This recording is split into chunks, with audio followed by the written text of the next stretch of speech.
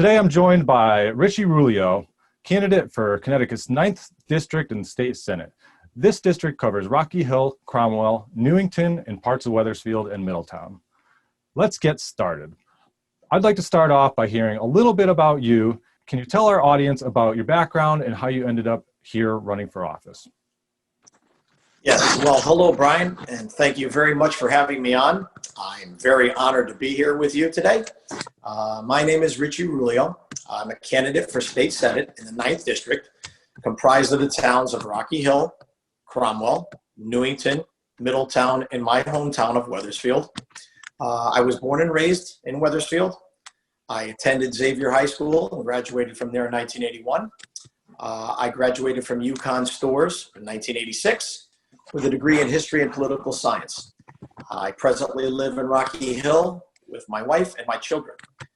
I've been a small business owner my entire adult life, actually, and have since incorporated my son into the fold, into the business, after a near fatal injury I had a few years back. I've been a professional athlete in Florida and in Connecticut for a number of years. I've also my passion is to play music. I've performed playing professional music since I was 15 years old. And I have dedicated the last 14 years of my life to youth volunteer programs in Rocky Hill. I have been director of the Park and Recreation Youth Basketball League for the 9th to 12th grade youth boys. And it's been tremendously rewarding, and I would think of doing nothing else with my time. I have extensive relationships in both the business and trade fields in district and throughout Connecticut as well. I am running for office because I feel I am the best person for the job. I am a person who will have every district resident's best interest in mind, and I have a proven business and life leadership record that will guide me when creating and passing laws for all constituents of the 9th District. I am a lifelong resident, and having met thousands of people along the way of life in school and sports and work and music, and my most prized accomplishment is that of being a husband and a father.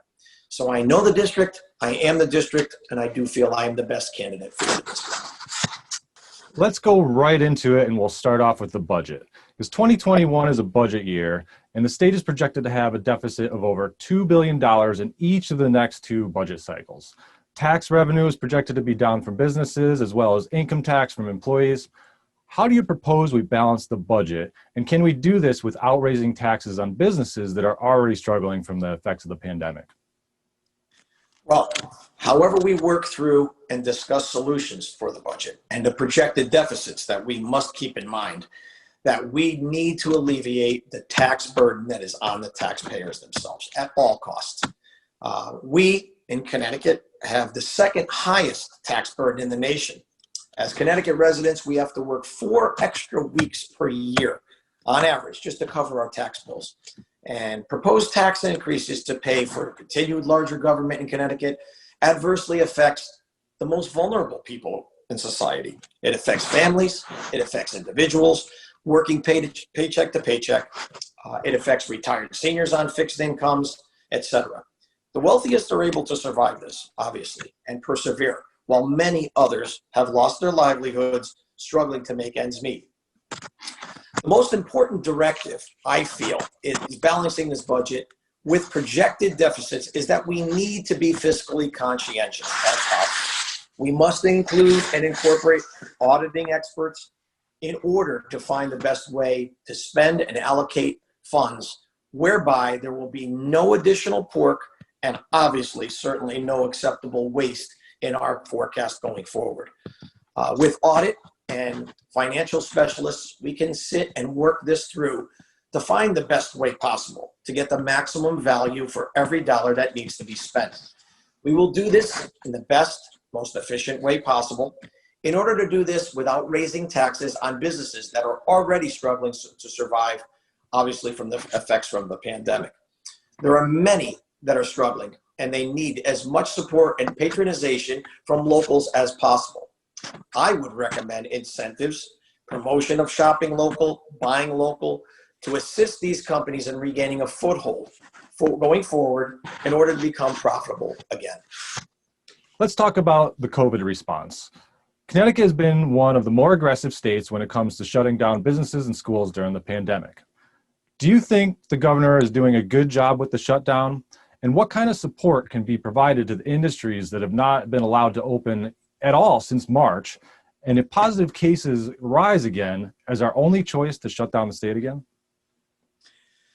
Well, I do have to say that Connecticut has been very proactive in our response to the pandemic, both with commerce and with schooling. I give credit where credit is due. The governor has done things in the interest of Connecticut residents, and I applaud him for that.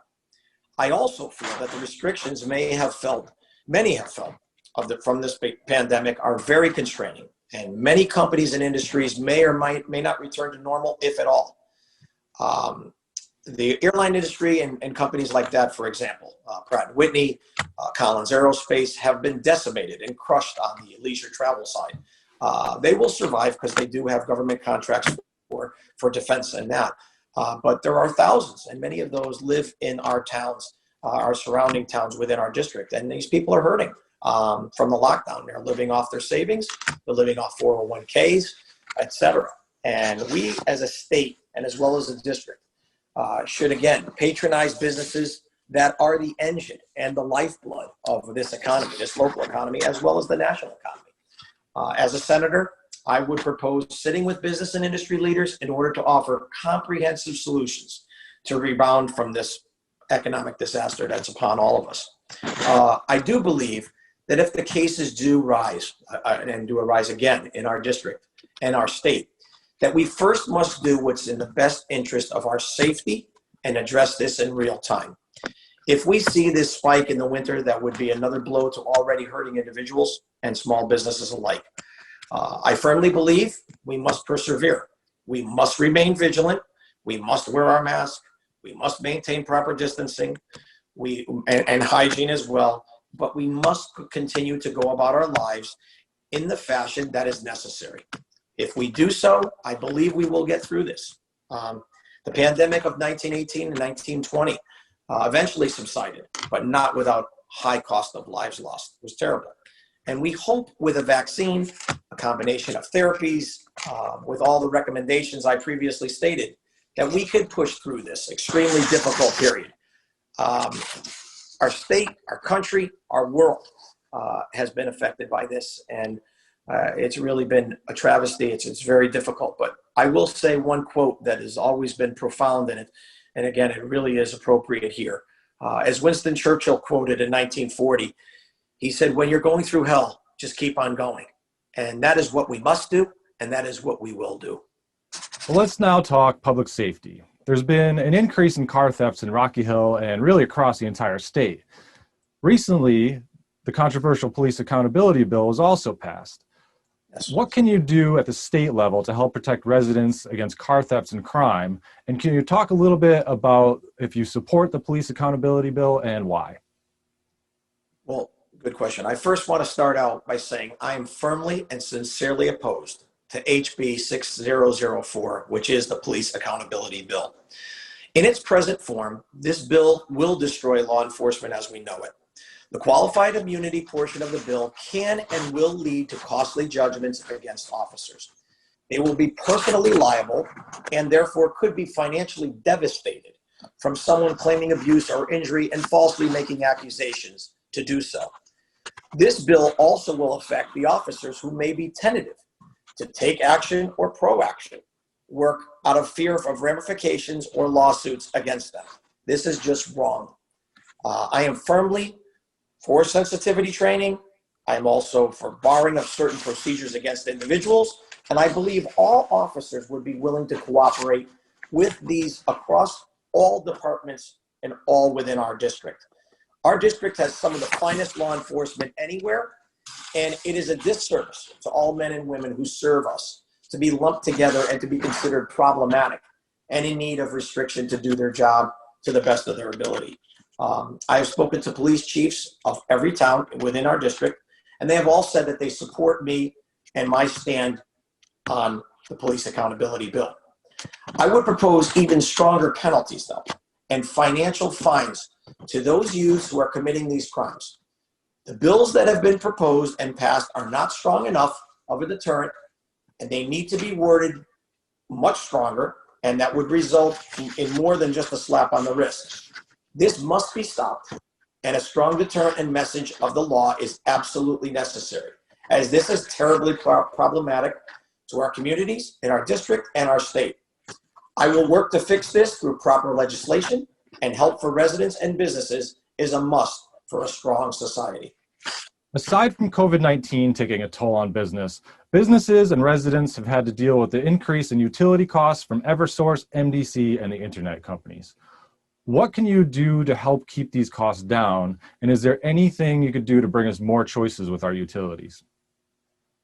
Well, I as a legislator and I as a senator will work with utilities to procure the best possible pricing for our constituents, work to appeal for structured forgiveness to those experiencing hardship, and structured payments for those able to repay from being behind on their bills. We need to sit with utility companies, express the fact that the burden on business, industry, and the individual homeowner is becoming too great to maintain month over month. Many are falling behind, and many are fighting just to keep their lights on. As previously stated, I would like to see competition for energy, water, and internet services to be the driving force for better pricing. I will take the time and meet with all heads and board members to see what ways we can work to limit constant price increases and sometimes faulty service.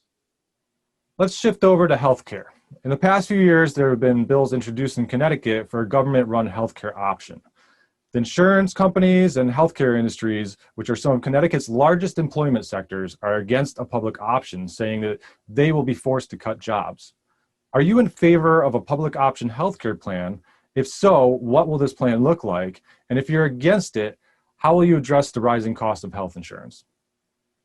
Well, I am against the public option healthcare plan. I am for all individuals with pre-existing conditions to have insurance with no increased premium or drop coverage because of that. So I want to make that very clear.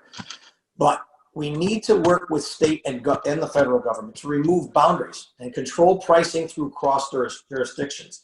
Pricing should be able to be the best for the individual with whatever company they choose from wherever they live. This district is comprised of many thousands of people that work in the insurance and healthcare industry. It would be an absolute travesty, and it would be devastating to our economy if we did adopt a different program of nationalized and socialized medicine and actually having very difficult period of time economically in the district with individuals that would be laid off and from a changing industry perspective. And it's just not in the best interest of our constituents within this 9th district. We are comprised of too many people that make up this district in the healthcare and industries as well as insurance. And we just cannot afford that. Now, the next 3 questions are meant to be some quicker answers. So let me start off with tolls. If tolls are brought back up for a vote, would you vote for tolls? No on tolls. Absolutely not. A lot of people are talking about balancing the budget with taxes for marijuana. Would you vote to legalize recreational marijuana? No. I would also vote no on legalized marijuana. What is one cost you would cut or reduce from the state budget today? Well, I don't think there's any one specific one. I would look at any and all pork projects, any and all waste that will be audited throughout the budget from top to bottom. No one specific cost. All will be fully examined, audited, and chosen. If something is working, let's continue doing it. If something is not, then we need to change. We need to sit down, hash this out, go through it line by line. We have all the time in the world to get this right, and we need to do that in the best interest of being fiscally responsible and conscientious of paying our bills. And that's what we need to do from now on going forward. Now, that's all the questions I have today, but in closing, is there anything that you would like to add to today's program for the viewers? Well, thank you very much again, Brian, for having me. In summary, I am the endorsed candidate from both the Republican and the Independent parties, and for good reason, I feel. They have both seen my political agenda. They have spelled out exactly what I'm ready to enact on my first day once I get elected on November 3rd. I am the best candidate for this Senate seat. I am the district. I am for everyone within our district. There are no political boundaries as to who I want to assist. I want to be the voice of the 100,000+ district residents, and I will do so with honor, integrity, diligence, and respect toward all. I thank you very much for your consideration. Vote for change. Change starts here. Vote for Richie Ruglio for State Senate in the 9th District. Thank you very much. Well, Richie, on behalf of the Rocky Hill Chamber of Commerce, I'd like to thank you for participating in this event. And if you'd like to find out more information about the Rocky Hill Chamber of Commerce, you can do it at rhchamber.org. And please go support a Rocky Hill business today. Thanks for watching.